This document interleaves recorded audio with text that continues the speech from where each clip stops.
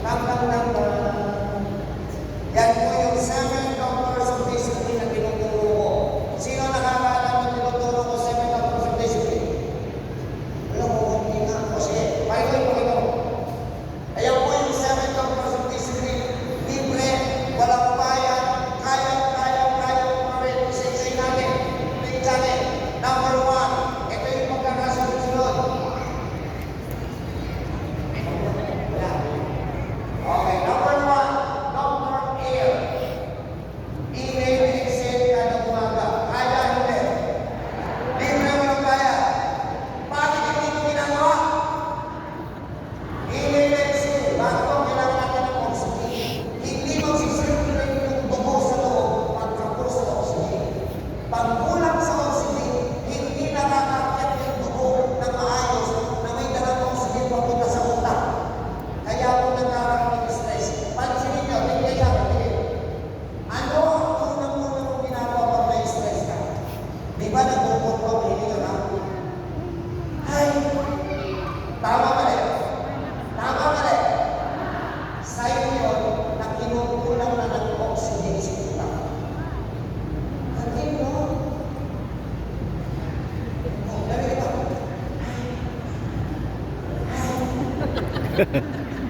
Totoo, di ba? Pag kinamos ng oxygen, kaya email exit, kaya mo na. Libre may bayad. Libre. Number 2, Dr. Sunshine. Kailangan natin ng natural vitamin D to boost the immune system. 10 minutes to 15 minutes, kailangan mo na papaaraw tayo. Kaya hindi. Libre may bayad. Number 3, Dr. Exercise. Diyan kayo sumabla. Napakasusumat mo yan na ngayon. Nakalimutan natin na ang pawis ay detoxification process of the integumentary system. Anong ibig sabihin nun doon? May toxins na ba o wala? Kailangan ba lumabas o hindi? E di kailangan mo mag-detoxify. Hello? Dok, yung mga matatanda na hindi na kaya mag-exercise. Habang nakatapat ka sa araw, mag-stretching ka, pwede na yung papawisan ka. Kaya hindi. Libre may bayad. Number 4, dahil pinawisan ka, kailangan mo mag-rehydrate. Inom tayo ng 8 hanggang 10 baso. Tubig. Doktor? Pakibasa. Kailangan mo 8 hanggang 10 baso ng tubig. Bago to, kailangan mo niya malinis yung loob ng katawan. Tama ba? May tanong ako sa inyo lahat. Sabihin sa akin. Nasubukan niyo na ba magbuhos ng soft drinks? Ba't ayaw niyo yun siya? Bakit ayaw niyo na? Kasi, ulit kasi, palagi, eh di sagutin mo ako, bakit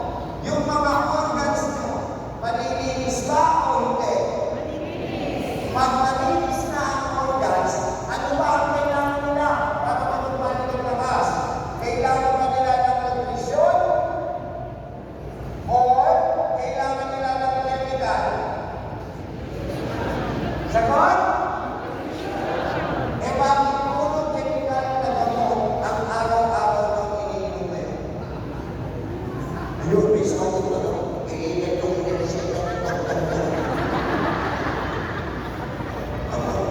hindi mo nilabas ito para may sisingin tayo. Nilabas ito para once and for all, maliwanagan na yung mga mga Pilipino. Pinigyan niyo ako, pinigyan niyo ako. Ladies and gentlemen, ang chemical na kung tawagin natin ngayon ay synthetic drugs o gamot ay totoong inimbento para matulungan kayo makontrol yung sakit niyo. Paalala lang, hindi ito ang topic ko. Ang topic ko yung pinagulan mismo ng sakit niyo. Malinaw? So, ang gamot para sa sakit. Ang tinatanong ko, yung organ ng mahina. Ano ba kailangan nila? Chemical o nutrition? At ano ang pinagpasiyan nito gagawin para magawa kayo ng nutritional guidelines? Kaya sana, bago magbuka ng bibig, pag-aralan mo na yung sasabihin. Ang ibibigay ko po sa inyo, nakasulat, nutritional guidelines. Hindi po reseta. Ang reseta, listahan ng gamot. Wala akong gamot na nilista.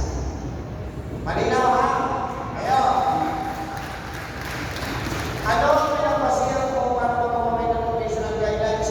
Ladies and gentlemen, to formally close and conclude today's forum, iiwanan ko sa inyo salita pa rin ng Diyos, Revelations 22, Ezekiel 47:4. The Lord says, tinanim ko ang mga halaman at mga puno upang ang mga dahon at mga bunga nito ang magsisilbing kagalingan sa lahat ng uri ng karamdaman ng buong nasyon. Kapatid, hindi. Sino po ang nagsalita nito? Ang Panginoon. Hindi po si Doc Agoy ha. Huwag na huwag mo ito. Sabi nito. Excuse me.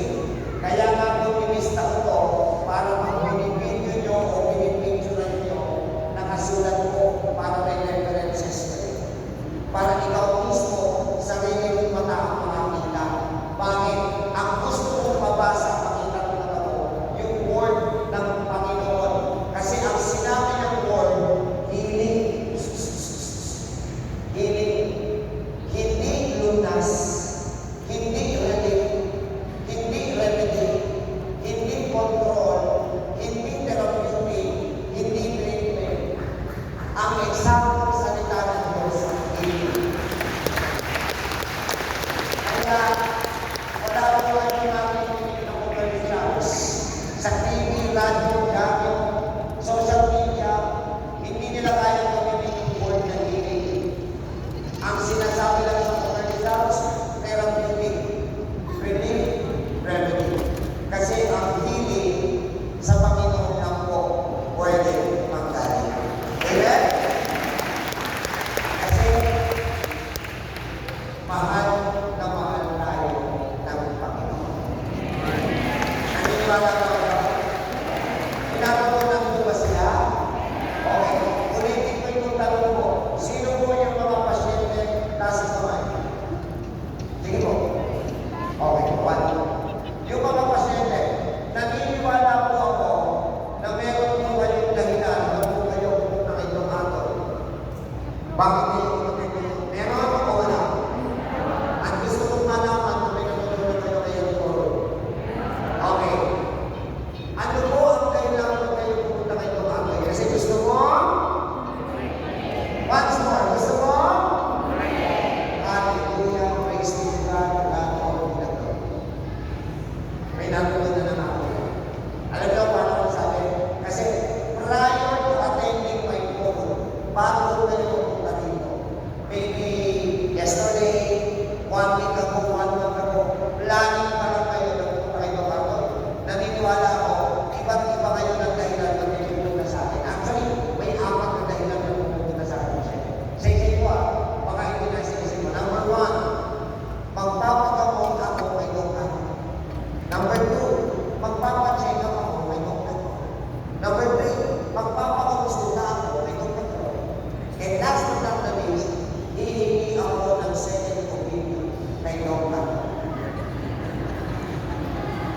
Tama ba? Tingnan nyo ha, ito yung mga nasa isip nyo bago kayo nagpunta sa akin. Correct. Pero wala pang 5 minuto, I ask you the same question. Pero may ibig sabihin nyo, actually, you answer the question. Kaya pala kayo nagpunta dito kasi gusto mo?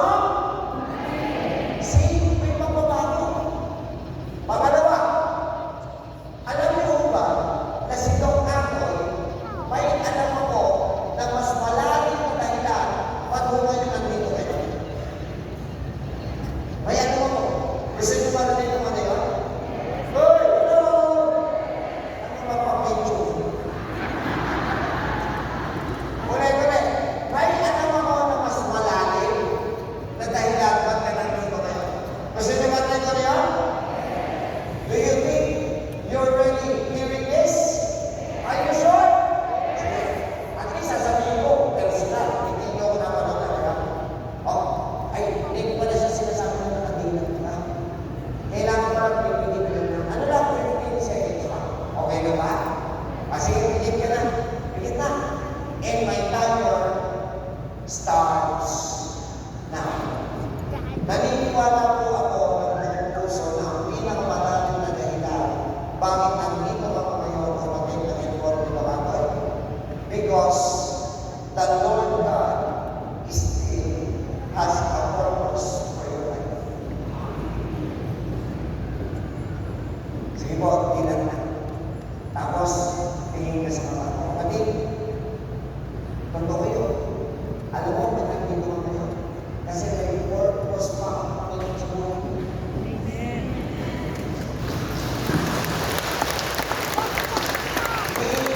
Hindi kapilang ko na joke. Wala mo.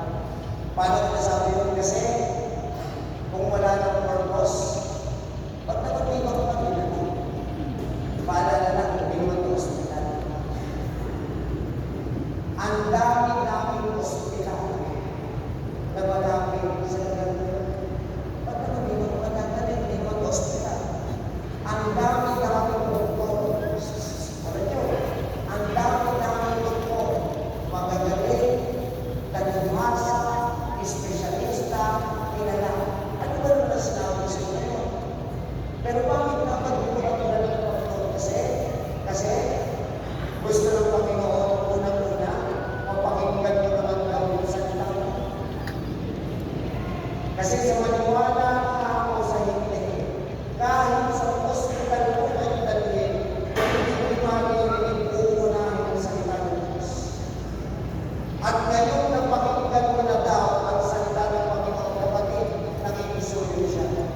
Sundin mo naman daw siya. Guys, you've been following the word of man ever since. How come you're not following the word of God? Tapos, ang masakla pa, ang pinakamasakla, pag malalang ka na, iiyak-iyak ka sa Panginoon.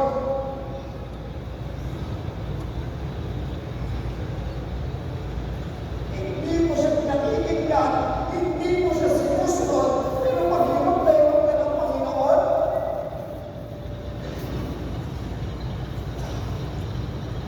iiyak-iyak ka pa, Lord. Hinaplayot na ako sa kanila. Sinubukan ko na lahat, hindi ko kaya. Kunin ko na lang po ako. Ano sagot ng Panginoon? Wrong diagnosis.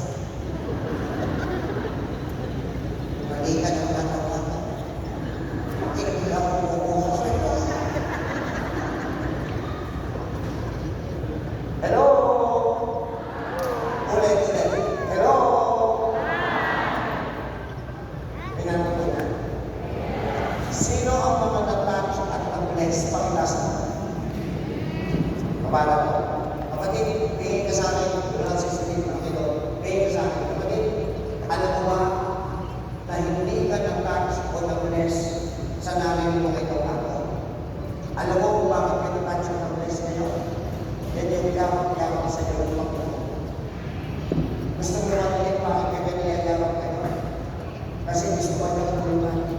May sinasabi siya sa anak, alam mo ba, sa sobrang pagmamahal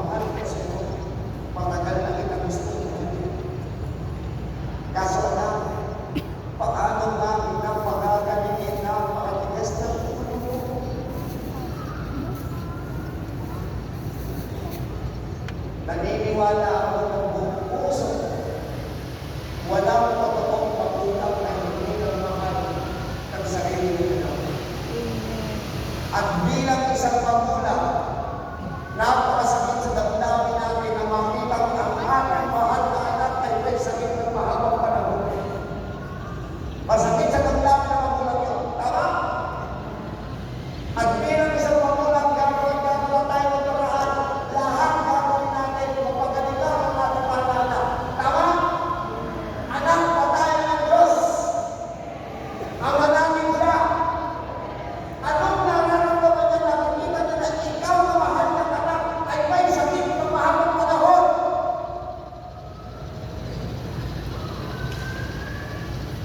Tanggap ko siya.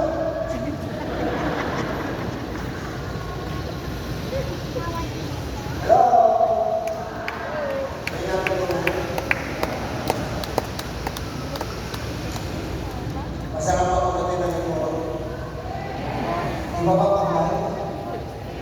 Mas masakit ha? Kaya parang paanan mo pa.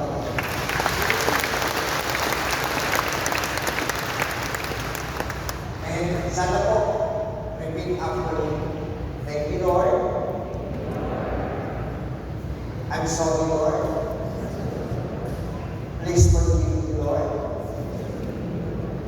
I love you. Palakpakan mo. Ayos na.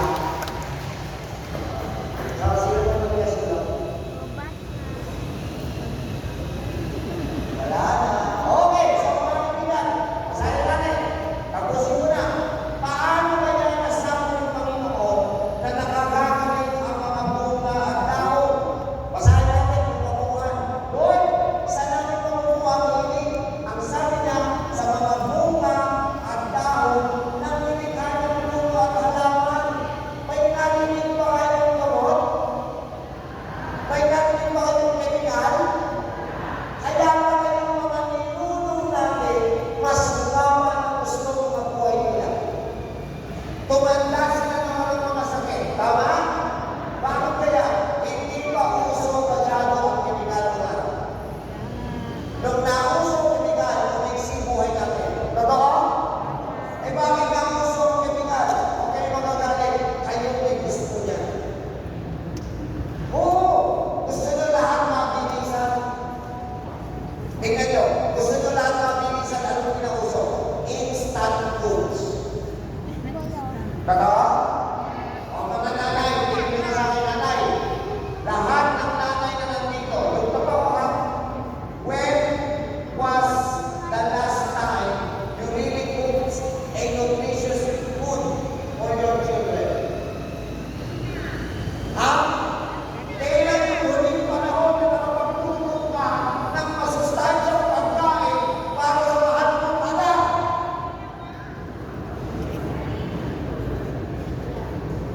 Ha? Tapos ang mga anak nyo, hindi naglalaro sa kalsada. Nasa loob lang ng bata.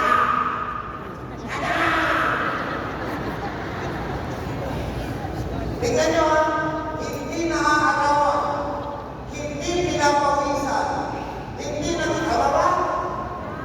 Ang iniinom soft drinks, hindi nyo pinagluluto ng masustansyang pagkain. Puyat na puyat sa cellphone. Kinakabahan ako sa magiging resulta ng kabataan sa darating na panahon. Kasi kamay natutulog ko na. Wala ko na.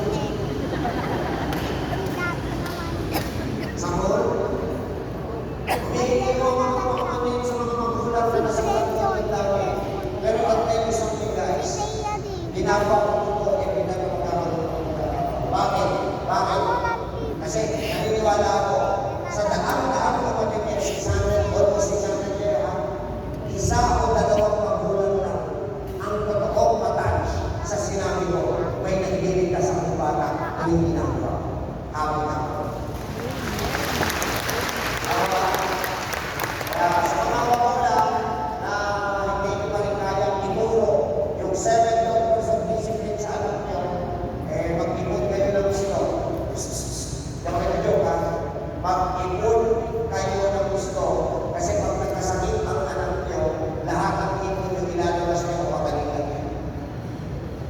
Ha? Lasunin niyo yung anak mo ngayon, kailangan lang ipapagawad kayo. Huwag niyong turuan ng disiplina ang anak mo ngayon, huwag kayong iiyak ang nasa mabahaw mo siya. Gusto niyo magiging bakit? Ang pinakamasakit sa damdamin ng magulang, maunang mamatay ang anak. Okay lang maunang magulang, kung di naman tayo pinanganak. Pero yung mag-overlive ng magulang ang anak, masakit na damdamin. At kahit anong iyak ng gawin mo, wala nang magagawa. Kaya hindi mahuhuli ang lahat, yung pagkakataon mo tayo pa, palapala. Ayun! No! Ano ang nilalaman ng mga dahon at bunga para masabi ng Panginoon kung nagagagaling sila? Sagot kayo, ang nilalaman ng dahon at bunga, kritikal o nutrisyon? Ang talino talaga ng Panginoon. Di ba nutrisyon ang kailangan ng organ nyo na nanghihina ngayon? Ngayon, aminin ko na, ulati at lang kanina bago kayo matid sa akin, sa loob ng bahay nyo, mas marami yata yung pumapasok na kemikal. Bawat human beings. Ngayon, hinahamon nila, will you accept my challenge? Challenge accepted. Bihig na gusto mo. Tinatanggap ko lang ang hamon. No, nagkakaroon namin. Simula ngayon. Ngayon ha, hindi bukas. Hindi next week. Hindi next month. Simula ngayon. Ikaw naman dapat ang maging mabuting ehemplo sa tahanan. Kaya, anong gagawin mo? Maliban, simula ngayon ha, maliban sa pagdidisiplina, simula ngayon, dapat mas marami kayong ipapasok na nutrisyon, magbabawas naman tayo ng kemikal. Kaya, at least makatotohanan, hindi ko sinabing zero kemikal, ang sabi ko bawas. Ngayon, pag kinaya mo, doon, gusto ka, tingin na. Pag kinaya mo, simula ngayon, 7 doctors of discipline, more on nutrients, hindi mo kailangan yung galing ng isip ng nutriento. Simula ngayon, nagdidisiplina naman, mas marami nutrisyon. Tanong, yung mahina mong organ, makaka-recover? Pag naka-recover yung mga organs, will they be functional? If the organs are functioning well, lalakas ba ang immune system? Pag lumakas ang immune system, may sakit ka ba? Pag wala ka ng sakit, kailangan mo ba ng gamot? Pag wala ka ng gamot, ano tawag sa'yo? Bumalik. Di ba? Totoo ang pangako ng Panginoon na kaya niyang ibigay ang kagaya. So ladies and gentlemen, that's our witness of Jericho.